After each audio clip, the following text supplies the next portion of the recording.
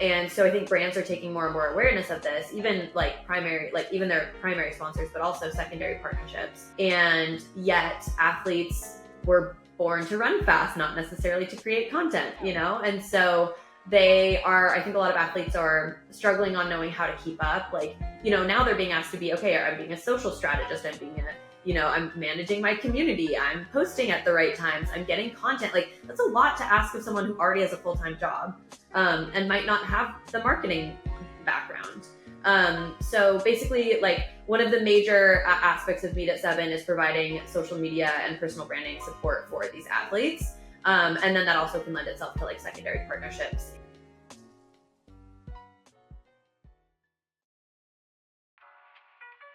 That was Claire Manley today on the Running Effect podcast. She is the co-founder of a brand new company called Meet at 7 Studios, a woman-led social media and personal branding agency designed for professional runners and endurance athletes. Her work focuses on giving athletes Fortune 500 level strategy and visibility while helping them with their own stories and reach new audiences in the process. Today's conversation dives into Claire's background in the sport. She ran for Gonzaga.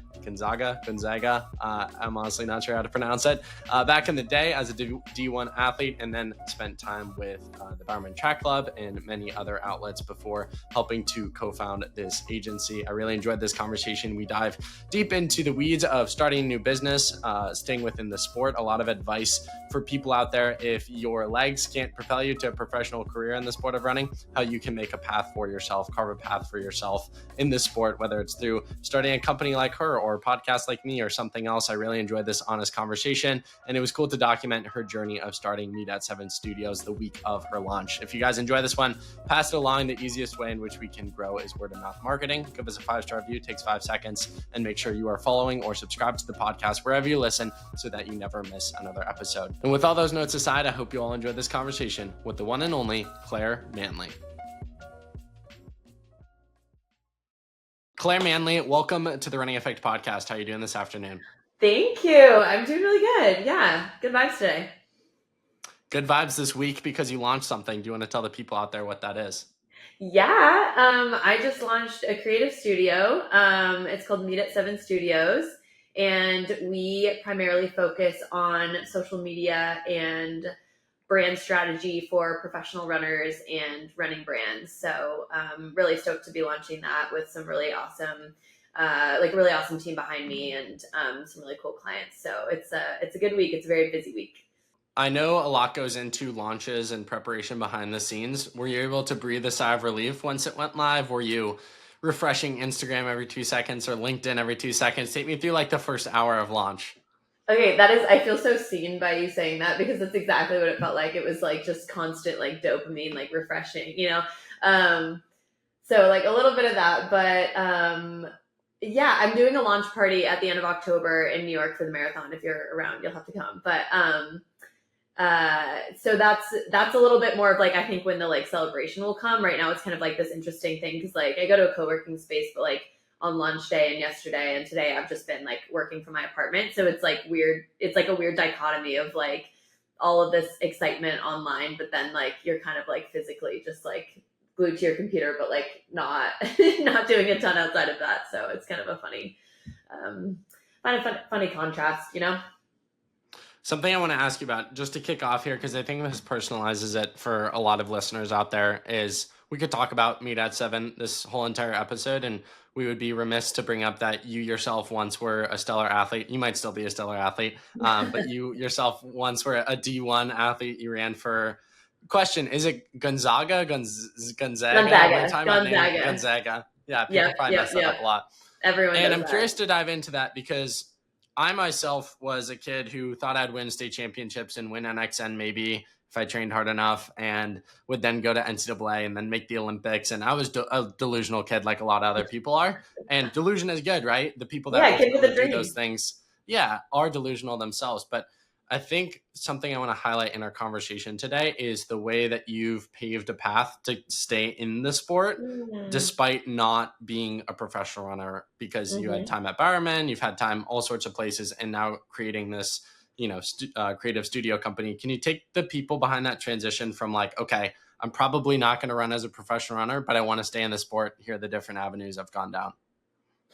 Yeah, I had a mentor in college who really, his name's Tyler, and he really drilled into me to like work in your passions, right? So it's like think about what you're passionate about and apply your skill set, but like you don't like there's so many unique jobs out there that aren't just like the typical, doctor, nurse, like accountant, all these kind of things. There's like so many different kinds of work you could do, and for any passion you have, there's probably an industry behind it. And I think like he drilled that into me pretty early.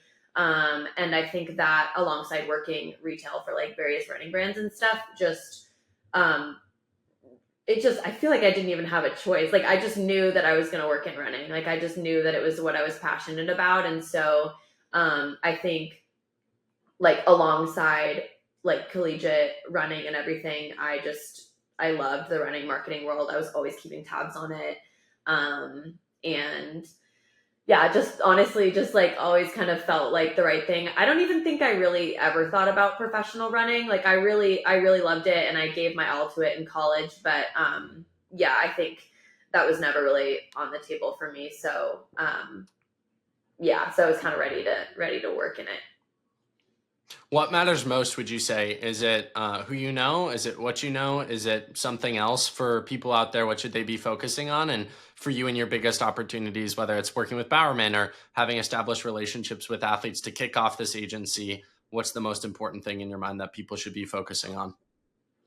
Oh gosh, that's like such a good question. I think networking is huge. I am a huge people person. The running community is such a special place. Like whether that's like you ran in college or you're into it after college and you go to track clubs or whatever that may be. I think like it kind of happened naturally because I think I started at Bowerman because I was a counselor at a summer camp in gosh 2018, 2019 at their first Bowerman running camp. And that's kind of how I got my start. And I got my start with that even because I had a college teammate that saw that they were taking applicants, and so she reached out, like, and then I applied, and then we started working with the Bowerman team, got connected with them through that. And then sort of because I had like running marketing experience from working with Wazelle during college, like they were kind of like, "Ooh, okay, you have this experience," and so it just kind of like lent itself. And then once I moved to Portland after college to like work for Bowerman full time, we just had this really wonderful friend group of people that were moving to Portland at the same time, either to work for one of the running brands there or to run professionally. And so a lot of like post collegiate runners kind of all coming together in this big friend group, which was really fun. And then, yeah, that friend group just kind of continued on. And some of us have moved, some of us stayed, but it's kind of fun because everyone sort of works in running still or is a professional runner. And so, yeah, it just kind of all happened naturally. What would you say to a kid out there who's in college, maybe at a D1 school or a NAIA school or whatever it might be, and sees a future of themselves in the sport but doesn't know where to start? What would you recommend they do to set themselves up by the time they end college that they're in a position to work at a brand, maybe meet at Seven one day? Yeah, that's a great question. I think there are limitless ways that you can work in running because like you're also at a time in college usually when you're not worried on fully supporting yourself on your own, right? So you can maybe take those lower paying internships, or you can volunteer. Let's say you're in marketing, that's where my brain is right now. It's like, what's a local running club or track club or 5K in your community that you can go do a marketing internship for, whether they have the capacity to bring you on in a budgetary sense, or you're just donating your time, and then you're getting that on your resume that like, okay, like look at some work that I've done.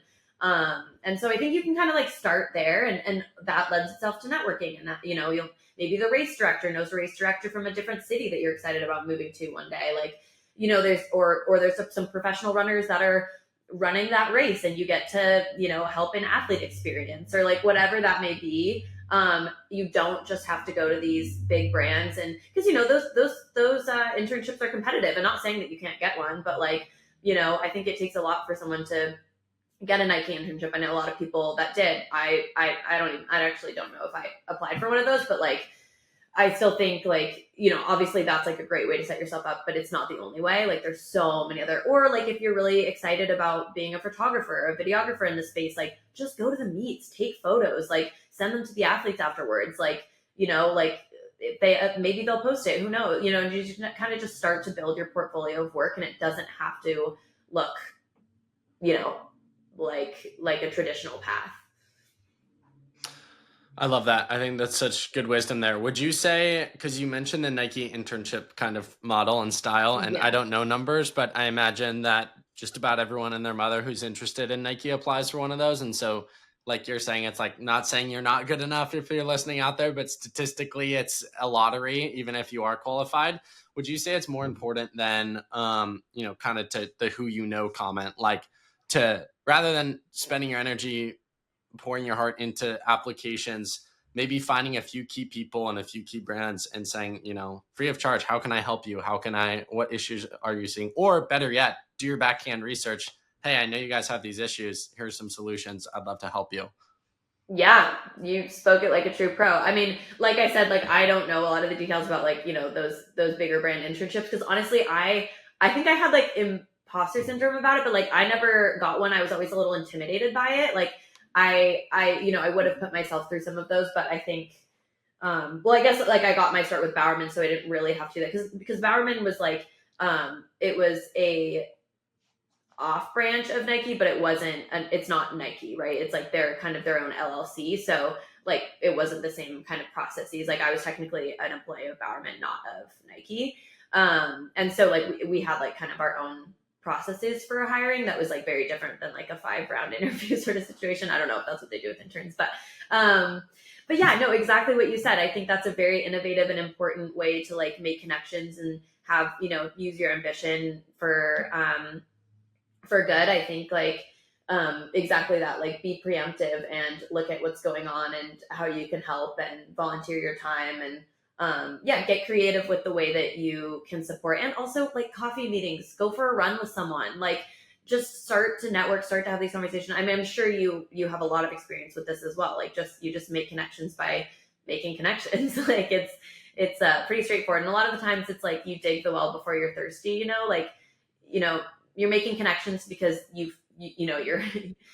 your heart feels like, oh, I'm drawn to this sort of environment. I don't know why yet, but like let me just go be around it and like find ways to connect with people to be around it, and then maybe something will happen down the line. But yeah, kind of like digging the well before you're thirsty. Like you're not just trying to get something out of it from the person. You're actually just trying to be in the space because that's where it feels the most aligned for you. Yeah, two thoughts off of that for you. First one being, a lot of times it's not the person themselves that you're meeting with that will be able to get you what you're ultimately looking for. It's like you share the problem with that person and they know someone who knows someone who knows someone, and eventually, they'll find you the right person. And I think you turn on the news and you think the world is all shit and everyone hates each other, and sure, some subsets of the world need a lot of healing and love, but I think for the most part, my experience on this earth is like good humans want to help good humans, and you'd be shocked if you cold outreach 50 people you look up to, how many people would reply. Because that was me. That's how the podcast got started. I had no proof of concept, and I was asking people to come on and they were taking a chance on me. My second thought for you is, what was my second thought for you? I'm losing my train of thought. I just want to co-sign that. Like, I'm just so with you on that. I agree. Like, people with this launch have been so supportive and so kind, like in ways that they like didn't even have to be. And I just like, I mean, I got all of like the professional, like a lot of professional runners to like help me with the launch in just terms of like saying that, helping me launch the title. And it's just like so kind. And like, obviously like I have personal relationships with them, but like no one has to do that. No one has to help you. They want to. And like, I think it's a small community. It's smaller than you think. And I think it's like a very loving community. So for the most part. And so, yeah, I just really agree with that. Like people are good. Totally. I do remember my second point. And it was, people on this earth don't want to be viewed transactionally. And so as much as you can, invest in them as humans. Right. And so I found that a lot of times the best relationships come from actually investing in the person's family or interests, or Mhm. not just like, what can you do for me? And do you have a gig for me? But like, how are your kids? I know they've just started preschool, or, I know you just moved here, showing that you actually care about them as people, and hopefully you do, goes such a long way. Because I think in any media or sports world, not just running, a lot of times a lot of people are very like transactional. It's like, oh, I Yeah. need to feed myself and feed my family, and pay my rent, and so, do you have a gig for me or whatever? Versus like, okay, pause yourself, invest. It's a person in front of you, like, invest in Yeah. the person. And Claire, I've noticed that goes so far. If you just speak human to human, business comes as a result, because all business is just relationship. Yeah, and like you can forge those naturally through like any running community that you're already in. Like I don't know, like every running community I've been in like ends up somehow being related to like the running world in the work that I do. Like whether that's like your high school running community or like the local run clubs or the 5K that's getting put on, or it's your college alumni circle, or like I'm a part of Brooklyn Track Club now, and it's like so fun going to track club and just having like so many different people that I mean there's like it's crazy. If you've ever been to a Brooklyn Track Club session at McCarran Park, have you ever? No, I've actually never been to New York in general, which Oh shocks my god. people. Okay. We have to get you out here, first of all. But yeah, it's like it's just it's like the best feeling just like walking into a space and just being like getting to say hi to so many people, and like maybe like you're not like extremely tight, but like just like being known by other people and knowing them like is such a good feeling, especially in the adult world when life can be a little bit more siloed. And yeah, it's just like it just all that stuff happens naturally. And if you like to run, then like just go on runs with people. Just go have fun. Like just go enjoy, which can be hard if you're like stressed out college kid trying to get an internship. Like I totally get that. And like I've been on the other side of that. But I think again, dig the well before you're thirsty. Just build relationships, be yourself, like find people who are doing work that you think is cool and just talk to them. You could, with your background at Bowerman and, how do you say it? Wazell? That's how you say it? Yeah, Wazell. Yeah. Wazell. In college, as you mentioned, other experiences, I think very naturally you could probably settle for a job at a major running brand and kind of hop back between and maybe climb some sort of leadership bracket. But you kind of bet on yourself and started Meet at Seven Studios. I would love to hear behind the scenes of that decision to bet on yourself rather than just kind of doing the ordinary hopping from brand to brand. Yeah. Um, it's so interesting. I think because, Wazell is like a smaller brand and like Bowerman was also more grassroots, right? Because it like I said, it wasn't like directly Nike. I think I actually have kind of like an imposter syndrome complex about working at one of those big brands, like because it is hard to get one of those, roles and stuff. And there was a Nike job that I had applied for when I was leaving Portland, because then I worked at an ad agency after Bowerman. And then when I moved to New York, I decided I was going to kind of move whether I had a job or not, which was sort of a crazy decision and not very smart, not what I would normally recommend, but I just really was needing a change. And I, again, kind of like bet on myself in that capacity. But I was interviewing for like full-time roles, and I got through like 5 rounds of a Nike job that I was kind of excited about that would have validated my move to New York. Like I was going to do it either way, but I really felt like I needed that to tell me like, yes, this was a good decision sort of thing.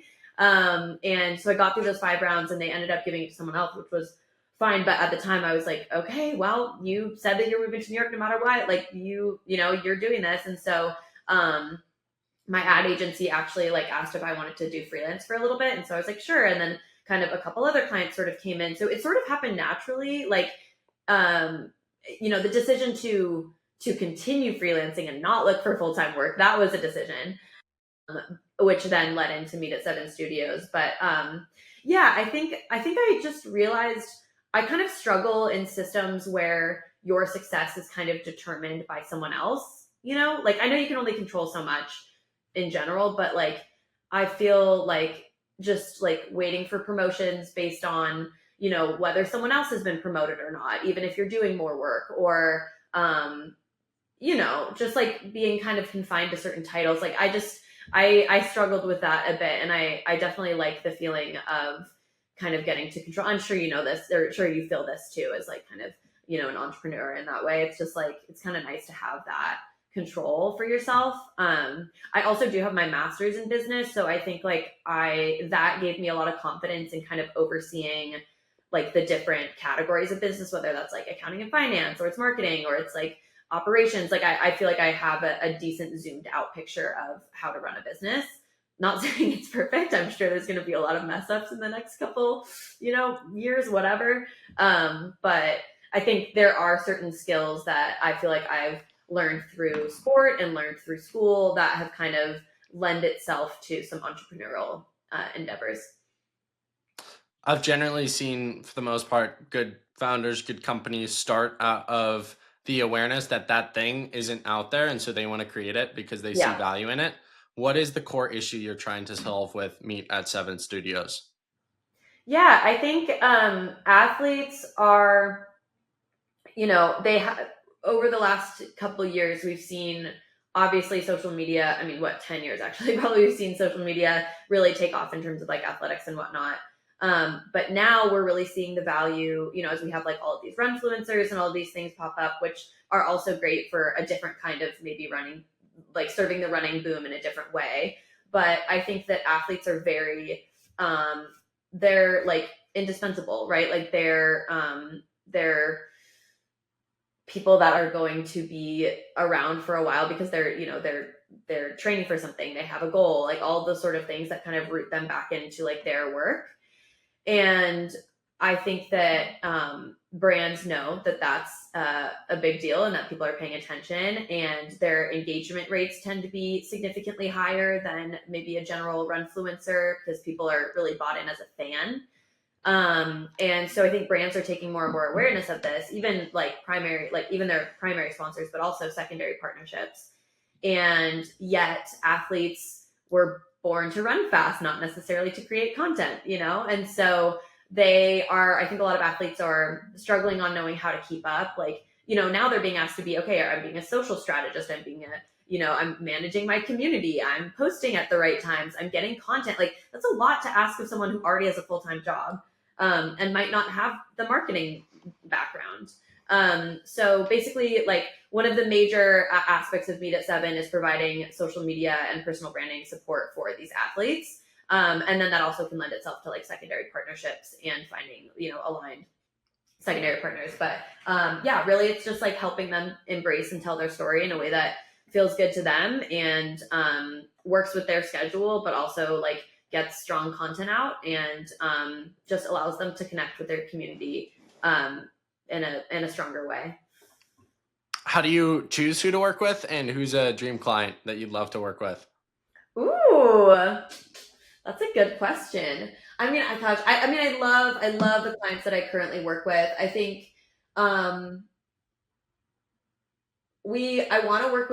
think we want to work with people that want to work with us, right? Like we need to work with people who are bought into what we're doing. They want to invest in their social media. They know the importance of it. They, will keep in good contact. I think it would be difficult to work with, and we haven't had this yet, but it would be difficult to work with a client that just didn't see it as like a partnership and collaboration, because it is their story, like we need them to be bought in as well. Otherwise the content's not gonna seem like them, and everything that we do is the athlete's voice forward, right? Like we help them with content, and we'll help them strategize, and we'll help them edit, and we'll help them film, and we'll give them some good ideas, but like this is still them, right? And that's how it should be. So I think that's like always very important for us. And then dream client, that's a great question. I don't know if I have one, because I just love the people that we work with on a consistent basis. I think like, women's distance running is like huge for us. Like obviously that'll continue to be huge. And I think that like we value everyone's story the same, if that makes sense. Like it's not like we wouldn't value one person's story over another. Like they're just all uniquely different and uniquely them. And so I think Yeah, I don't know if I could say like a one dream client. What do you want this to turn into? Like, as you've sat down, you've reflected, you've dreamed, what's the kind of end goal with this company? Oh wow, that's a 5-year plan. I think I think a lot of the work we do with the athletes right now has um, limited resources because the athletes have limited resources, right? So we will always continue to provide the service, and that's very important to us. That's the central of why Meet at Seven exists. However, I think the brand work that we do is what can really keep top talent at Meet at Seven. So I think that kind of we sort of have two sectors of Meet at Seven, if that makes sense. We have like the brand strategy and social work that we do, but then we also have like the athlete specific work that we do. So I think that like long term goal is to continue building really strong relationships on the brand side and like really grow those so that we can continue to provide the support to athletes in the way that we do right now, if that makes sense. Absolutely. So curious. The name, Meet at Seven. It's a banger name. Where did you come up with the name? Thank you. It is actually a really fun story. So basically, as I mentioned, I moved to New York a little under 2 years ago. I met some of my best friends through Brooklyn Track Club.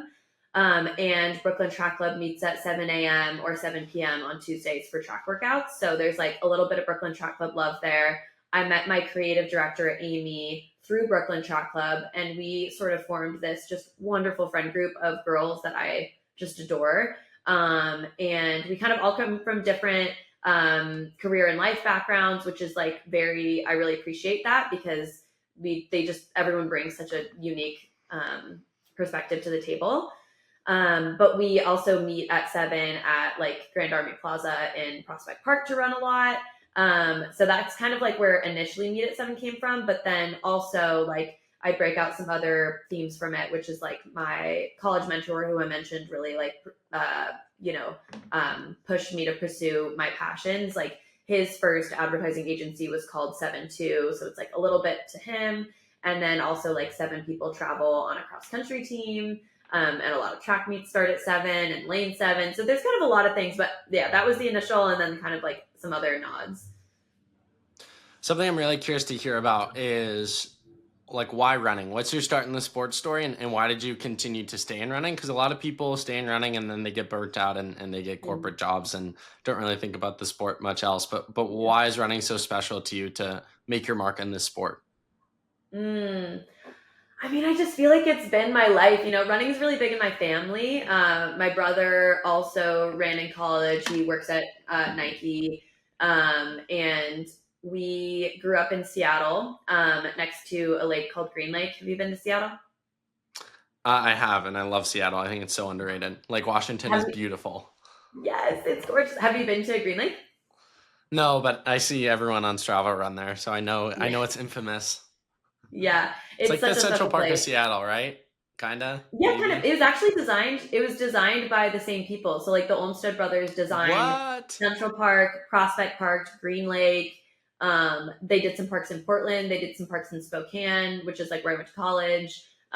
So yeah, and you can see it. It's really cool how you can see the design like elements be really similar in terms of like urban planning. That's crazy. That's so Yeah. crazy. It is crazy. But yeah, we grew up right next to Green Lake, and I think running was a huge outlet. We're a very energetic family. And I think running was always a huge outlet for us. Just like someone like, I don't know, was too stressed out in the house. It was like, go run a lap around the lake. Right. And so that kind of has like always been a huge thing. And then we're also very community people. We lived right next to our high school. So a lot of our friends would come and like run from our place, and basically all of our high school routes started at the same place that our house routes started, home routes started. So I think like a lot of community there, just like running around the lake and seeing people that you know. Like there's a really wonderful run specialty store, Super Drop and Jill there, shout out. And so yeah, I think community just started there in running, and then my brother and I ran at the same college, and like huge, strong community at Gonzaga. on both sides, like the men's and women's team. And then Portland was another running community. So honestly, I think it's just community. I think that's like the center, which is, that's kind of what Meet at Seven is. It's community. There's a whole actually community branch to Meet at Seven that we haven't even touched on, but yeah, I think that's kind of where it's rooted in and why it's sustainable. Did you ever think about leaving the sport, and what kept you coming back to it? I know you answered that a little bit, but diving deeper into that aspect of your story. Yeah, I mean, that was actually part of the reason I left Bowerman, because I had kind of like I like burnt out a little bit in my 5th year of college running. It was COVID times and all that stuff. And then I went straight to Bowerman, which was a little tough because I was so excited to be working there. I knew that people would have killed to have that job. Yet at the same time, I was like a little burnt out of running. And so eventually when I left Bowerman, I went to work for something totally unrelated. I worked for an ad agency doing social media strategy, but our clients were like, if you've ever seen Coraline, like the girl with the button eyes, that was like Leica Studios was one of our clients, and like a lot of travel and tourism clients. So very like non-running related. But it only took so long because then I just started coaching high school with a group of people and did some stuff with Wildwood nonprofit. So I kind of got to be in the sport in a different way, and I felt like that was very refreshing. And I have a lot of friends that are training at pretty high levels now, and I'll bop into some workouts and I'll do runs and kind of do some marathon workouts with my friends. But I haven't had a huge itch to like really perform again and really go back into it. And I think probably because I work in running and am around it a lot, that maybe that's why I don't really want to, like, I lately have been really like living in New York now, like I'm really into like the comedy scene and like have been doing some like personal narrative writing and like kind of other things outside of sport, probably because I work in it, Totally. Yeah. What do you think, like, obviously you're so new into this, so this is kind of a hard question to ask you, but like, do you think this is your 30-year vision and you want to give your all to this? Do you think this is like your chapter that's going to lead to your next chapter? Where do you feel like Meet at Seven Studios kind of meshes in the Claire Manley life book, storybook? Obviously, if you knew, you'd tell me, but like, where do you feel like this? Do you think this is something you'll be doing 30 years down the road? Do you think the sport will change so drastically that I don't know. Tell me your thoughts on this, where you think this lines up in your life. I mean, yeah, totally. It will. I do believe it'll change drastically, but I don't know. I have a second career dream of becoming a therapist long term, which is very interesting. But I think that right now I'm kind of focused on the right now. I'm really enjoying what we're doing. I think something that might be the most fulfilling to me about Meet at Seven, even though there's a lot of aspects that I'm very excited about, is like just working in a team. Like my creative director is amazing. My brand partnerships manager is amazing. And like, I do love leadership positions. I was like a captain of my college team and stuff. I think I'm passionate about leadership. And so I think being able to be that for our team is really special. And so I think I do want to grow Meet at Seven and grow the team and, continue to build. And I could see that being like a very long-term thing. I probably won't be in the weeds forever, like, cause that's, that's pretty standard, is that people, they really build something so that it can be self-sufficient. But I think, for a while we'll be in the weeds for sure, but it would be awesome if it can kind of just function as like an agency. And I think that's also what's really nice about having had the agency experience that I did after Bowerman, is that I understand how those function and grow. And so I could see it as being kind of like a self-sustaining agency one day, where it was something I continued to be a part of. But yeah, we'll see. I'm excited about it. I think that's the other nice thing about agencies, is that like we'll remain true to our core values, but like, I think an important part of any business is to be able to innovate and be flexible and like, kind of roll with the waves of change. So that will always be kind of important, I think.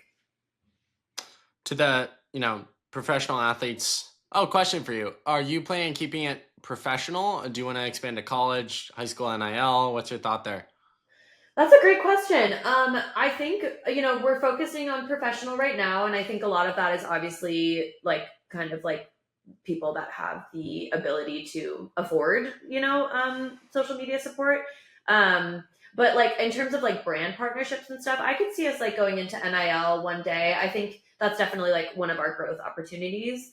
Right now we're getting some interest from like triathletes and trail. So I think that's kind of like where our first expansion kind of goes towards, is not just doing like track or like road athletes, but also like trail and maybe tri.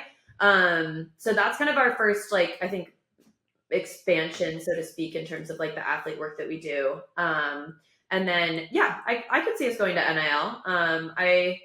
I got to speak. Gonzaga has this NIL class that's really cool, where they partner a marketing student with an athlete, and they like create a personal brand deck for them and like pitch it out.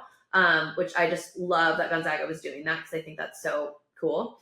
And I got to speak at that, which was really fun. And I think that there's a lot of cool opportunity with NIL. So we'll see what that looks like down the road.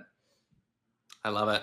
Claire, for brands listening, athletes listening, what's your, I wouldn't say pitch, but if they're interested in working with you, where can they find you? If someone's just listening who found value from this conversation, where can they find you? What are the resources you want to point people towards, whether they want to work with you guys and or are just a fan and want to follow along the impact that you guys create in the coming years? Yeah, well, you can find us meetat7.com, and Instagram, meet@7studios, meet@7.studios. And yeah, hello at meet@7. That's, you could DM us, you could send us a message on our contact form, add me on LinkedIn. I'm easy to find. And then like our pitch, I suppose, is just that, I mean, I mentioned this, but like we do social media and brand strategy for professional runners and running brands. We are very grassroots in the running community. That's a huge portion of what we do. We also work with a lot of really wonderful freelancers that we pull into projects that are all, like I said, running, like rooted in running culture, know the space very well. And I think that's a huge part of what we do, is that like, if you want to be in the running world, like deeply in the running world, and like working with all of these different freelancers, I think really like, and Meet@7, I think really can situate you as sort of like a native voice in this space. So that's the majority of the work that we do. And then the one more piece that's worth touching on, that's really fun, is the community aspect of Meet@7. So we have three kind of programs, I suppose. The first is Friends of Seven, which is a networking group for women early to mid career in the running space. And so we get together every other month on Zoom, and we have a guest speaker. We have about 20 women in the program right now. We're about to have our first kickoff call, which I'm very excited about. They're across the industry, across brands, and they're just a wonderful group of people. So that's like our first community pillar. And then our second is Seven Collective, which I mentioned is kind of our pool of talented freelancers that we work with, and kind of bringing people into projects. So it's not, I mean, Meet@7 is, we have a core team, but we also have a lot of freelancers that we like flexing into. So if any brand has a question around, I don't know, really honestly, anything running marketing related, whether even if it's not social or brand partnerships, like we're here to help kind of direct and create teams to support them. And then the last aspect is called Meet@6, which is coming soon, but maybe I shouldn't talk too much about it. But basically, it's an idea of how to support young people looking to get into the running world in like a media space. So that's coming. I don't know when it's coming, but it's coming at some point. Keep your eyes peeled if you're listening. Yeah, exactly. Claire, final serious question for you. What's the final takeaway message? It can be anything for the listener today. Oh gosh, I just am such a proponent of working in your passions. So like, don't give that up. Like if you have a passion, whether it's running or it's cooking or it's reading or it's like whatever that is, like just know that there's an industry and a job for you that you might not ever know existed. And I think just like look industry first and then how to apply your skills to that industry, rather than being like, okay, I'm an accountant, let me go to an account. I mean, there's nothing wrong with it, but I'm a really, really strong proponent of people working in things that they're passionate about. And I think there's a lot of ways to pursue that. So highly recommend just like taking the time to reflect on what really makes you tick and pursuing that first. Claire, final question for you. The question I ask every guest on every single podcast. If you had Gordon Ramsay coming over to your house for dinner, what would you choose to make for him? What would I make for him? Oh my gosh, I just texted, this is like kind of ridiculous. I just texted a college teammate of mine who always made these really good healthy s'mores cookies. And they were like the best thing ever. They were like, I don't know, graham cracker. I think they had like almond flour or something. But yeah, they were super yum. So I'd probably chef that up. Not really for Gordon, but like for me, because then I could put it in the freezer. I love it. Claire, sincere congratulations on launching this. I'm excited to follow along the success, and I appreciate you joining the podcast today to share behind the scenes of your story, of the company, and I'm so excited, to see you crush it in this, and we'll run it back here soon. Thanks so much, Tom.